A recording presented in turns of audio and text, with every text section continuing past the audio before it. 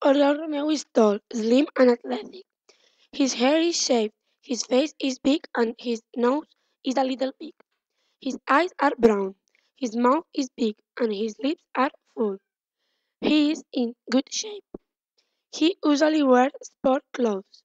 He loves football, music, bullfighting, and he hates losing.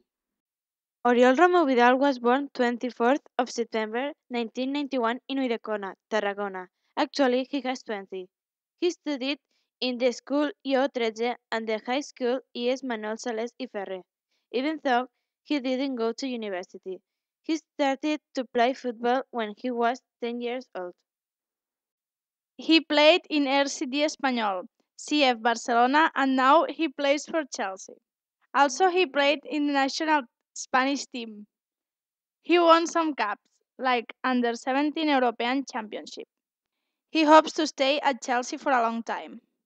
We admire Oriol because he's from Ullecona and he's a good player and upcoming.